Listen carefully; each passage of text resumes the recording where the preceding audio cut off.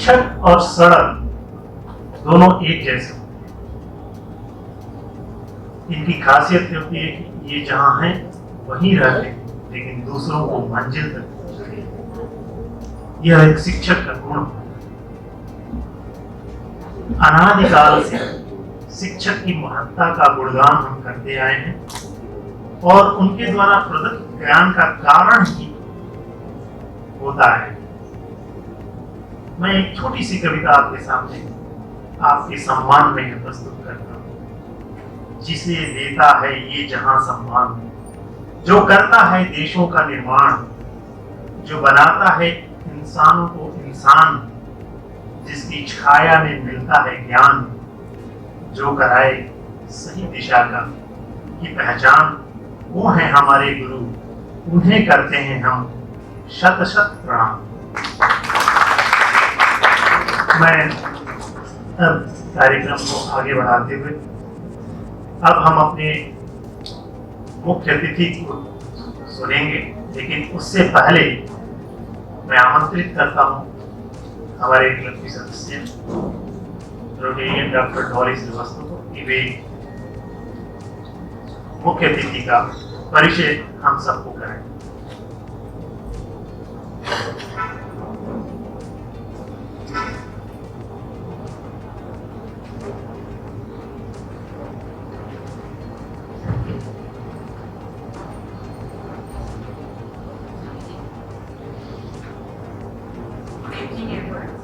Respected Professor Dr. Anand Kumar Tyagi ji, Vice Chancellor Mahatma Gandhi Kashi Vidyapeeth Varanasi.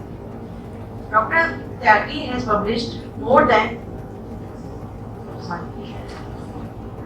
Dr. Anand Kumar Tyagi ji is an experienced professor and administration with a demonstrated history of extraordinary performance in a higher education industry.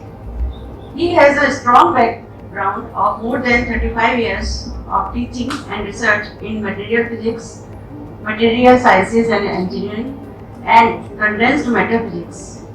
He has been working as a professor for nearly 18 years at Shaheed Bhagat Singh State University, Firozpur, Punjab, and is one of the founding members of that institution.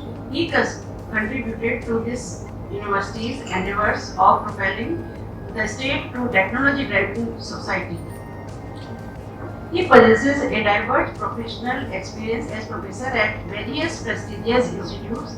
His academic qualifications include MPhil, MSc, MTech, and PhD.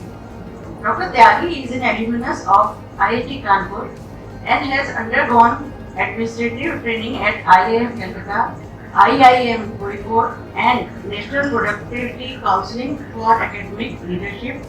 He was vast administrative experience of 25 years at various eminent positions. Dr. Tyagi has published more than 203 research papers as in peer-reviewed international journals. He has also published 9 books and delivered 30 invited talks, keynote addressing, and chairs sessions in conferences at national and international universities.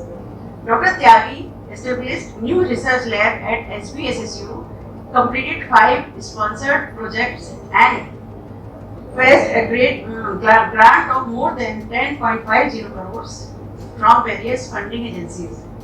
He has been instrumental in developing curriculum and examination schemes for a number of programs.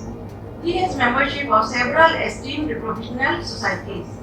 He has also bagged a number of awards, international and national both. We are honored to have among us such an educationalist and scientist. Thank you. Sir, मैं आपको आज के इस विशेष अवसर पर सादर आमंत्रित करता हूँ। आप हमें आशीर्वचन की कोशिश करें।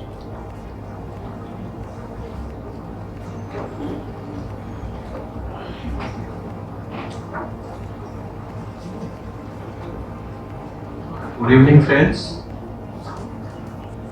It's really a matter of great privilege for me to be a part of the forum wherein the basic concern is about the social upliftment and education.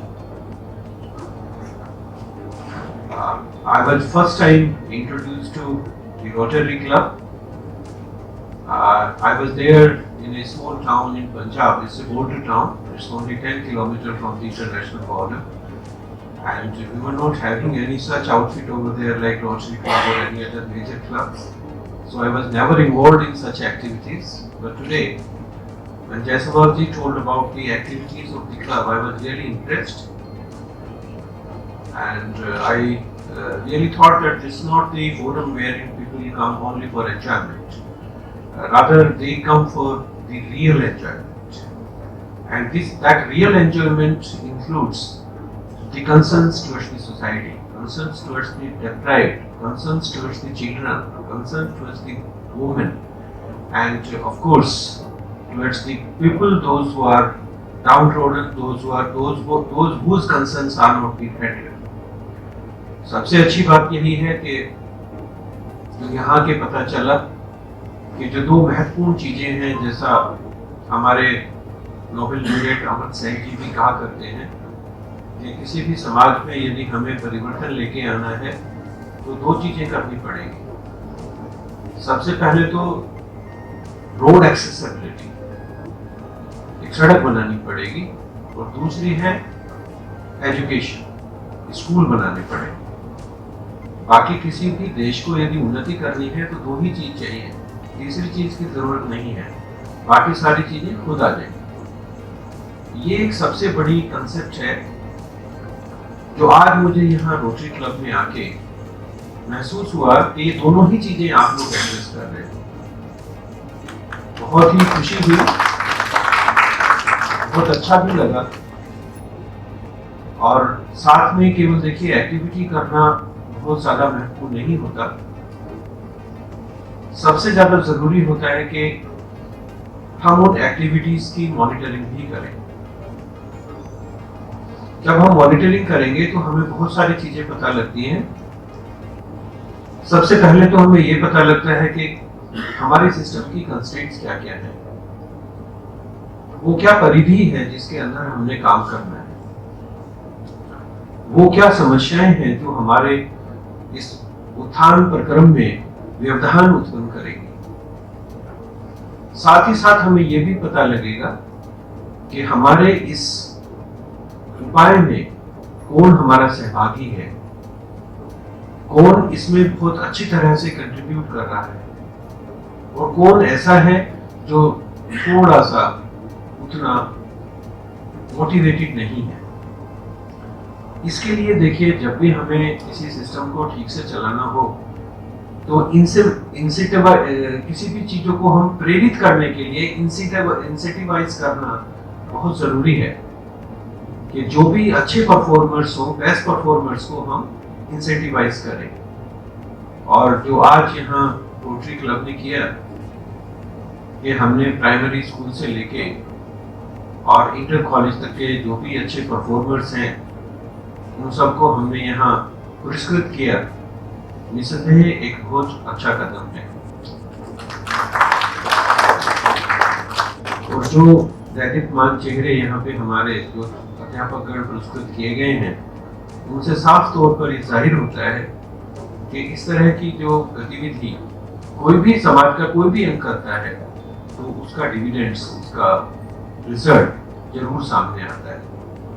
मुझे पूर्ण आशा है कि आगे आने वाले वर्षों में इस तरह की गतिविधि को और बल मिलेगा और ये क्लब और भी सुदूर गांवों में जा के ये सुनिश्चित करेंगे कि समाज का कोई भी हिस्सा ऐसा ना बचे जहाँ पे के अच्छे शिक्षाविदों, अच्छे शिक्षकों की पहुंच ना हो। लेकिन यहाँ पे एक चीज समझना बहुत महत्वपूर्ण है। यदि एक सिस्टम में सारे के सारे लोग एक जैसा परफॉर्म करते हैं तो वहां पे कंपटीशन नहीं होता। कंपटीशन कहाँ होता है? जब एक अच्छा परफॉर्म करे और उस सब को देख के दूसरे लोगों में भी भावना आए कि हमें अच्छा परफॉर्म करना है। इसलिए जो भी गांव या जो भी स्कूल हम लोग सेलेक्ट करें, जिनका चयन करें, वो ऐसे क्षेत्रों में हो कि जहां पर किसी की पहुंच ना पहुंची हो, जहां तक कोई ना गया हो, और वहां पे ऐसे कुछ स्कूलों का चयन करके हम बाकी आसपास के स्कूलों को भी ये मैसेज देंगे कि देखिए ये एक मॉडल स्कूल है, अच्छा स्कूल है, और यहाँ पे ये गतिविधि होती है, तो आसपास के जो 10-20 स्कूल हैं वो स्वतः प्रभावित हो जाएंगे और उनमें भी वो गतिविधि भले ही अप्रत्यक्ष रूप से बट शुरू हो जाएगी। ये एक बहुत बड़ा उपाय है जो संभवतः हर बार हमें करना चाहिए, और हर बार नए स्कूल का नए क्षेत्र में जहाँ पे कोई न गया तो ऐसे स्कूलों का चयन किया जाना चाहिए।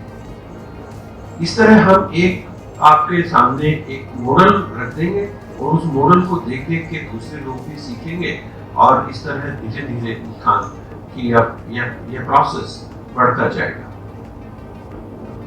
दूसरी महत्वपूर्ण बात जो हमें आज के इस परिवेश में ध्यान रखनी चाहिए वो है हमारे ज्ञान का, नॉलेज का बदलता हुआ स्वरूप। There is a complete transformation in the nature of knowledge. पहले क्या था कि knowledge was confined only to the classroom. जिसको पढ़ना है उसे स्कूल जाना है, कॉलेज जाना है, यूनिवर्सिटी जाना है, वहीं पे वो ज्ञानार्जन कर सकता है। So it was confined only to the limits of the universities, of the schools, of the colleges. But now things have changed. Knowledge has gone out of the classroom. And it's not the only teacher which is disseminating the knowledge. Several other aspects, several other options are also available before the society, before the students, those who want to learn. Gyanarthi के लिए बहुत सारी ऐसी options हो गए हैं कि वो वहां से ज्ञान प्राप्त कर सकता है। यहाँ पे एक बहुत बड़ी सावधानी बरतने की जरूरत है। हम सभी को पता होगा कि इंटरनेट पे ऑनलाइन जो नॉलेज अवेलेबल है उसमें से रफली 70% यूजलेस है। 70% of the knowledge available on internet is useless. Only 30% is useful. तो जब हम बात करते हैं कि नॉलेज का रूप बदल गया है, नॉलेज के दूसरे स्रोत हमारे सामने आ रहे हैं, तो हमें उन स्रोतों का भी आकलन करना होगा, उनको भी देखना होगा, और अपने बच्चों को, अपने समाज को ये बताना होगा कि कौन कौन से ऐसे स्रोत हैं जहाँ पे कि सही नॉलेज है, करेक्ट नॉलेज है, और कौन से ऐसे स्रोत हैं जिनसे हमें परहेज करना चाहिए। ये भी एक बहुत बड़ा दायित्व है, और आप जैसी क्लब का जिनका के बेसिक प्रयोजन समाज सेवा ही है, जैसा मुझे आज आके यहाँ पता चला, उनके लिए ये एक नया दायित्व होगा कि हमें बच्चों में ये एक बात पैदा करनी होगी, समाज में ये एक जागरूकता पैदा करनी होगी कि जो इंटरनेट पे है वो सब कुछ सही नहीं है, उसमें से 3/4 तो गड़बड़ है, केवल 1/4 काम का है। अब वो काम का क्या है वो हमें जनमानस तक लेके जाना है। तो शिक्षा के साथ साथ यदि हम कर सकते हैं इस तरह की चीजें कि जब भी हम ऐसे गांवों में, सुदूर क्षेत्रों में जाएं, तो हम कम से कम कुछ ऐसे एक्सपर्ट्स वगैरह लेके जाएं जो कि वहां जाके आम आदमी को ये बता सके कि इंटरनेट पे हमें क्या देखना चाहिए और क्या नहीं।